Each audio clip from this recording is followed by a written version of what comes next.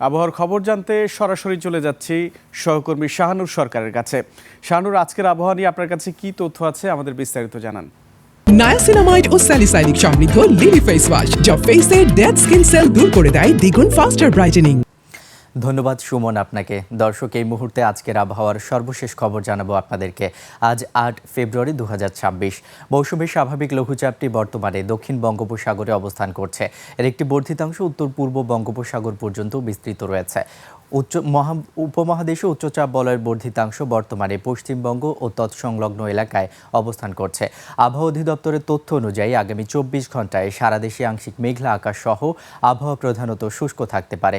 এছাড়া আগামী ২৪ ঘন্টায় শেষ রাত থেকে সকাল পর্যন্ত দেশের নদী অববাহিকার কিছু কিছু এলাকায় হালকা থেকে মাঝারি ধরনের কুয়াশা পড়তে পারে। গত ২৪ ঘন্টায় দেশের সর্বনিম্ন তাপমাত্রা সিলেটের শ্রীমঙ্গলে রেকর্ড করা হয়েছে ৯.৬ ডিগ্রি এবং দেশের সর্বোচ্চ তাপমাত্রা টেকনাফে রেকর্ড করা হয়েছে ৩২.৬ ডিগ্রি সেলসিয়াস। আগামী ২৪ ঘন্টায় সারা দেশে দিনের তাপমাত্রা সামান্য বাড়লেও রাতের তাপমাত্রা প্রায় অপরিবর্তিত থাকতে পারে বলে জানিয়েছে আবহাওয়া অধিদপ্তর। দর্শক, এই মুহূর্তে দেশের বিভিন্ন স্থানের তাপমাত্রাগুলো যদি বলি তাহলে প্রথমে দেখতে পাচ্ছি রাজধানী ঢাকার তাপমাত্রা রয়েছে ১৯ ডিগ্রি সেলসিয়াস। এই মুহূর্তে কুমিল্লার তাপমাত্রা রয়েছে ২০ ডিগ্রি সেলসিয়াস।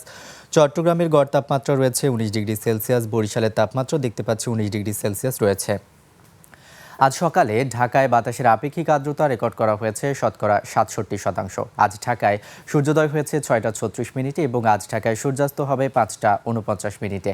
দর্শক, এই ছিল আমার কাছে আবহাওয়ার সর্বশেষ তথ্য। চলে যাচ্ছি সুমনের কাছে। সুমন। শাহানুর, আপনাকে ধন্যবাদ।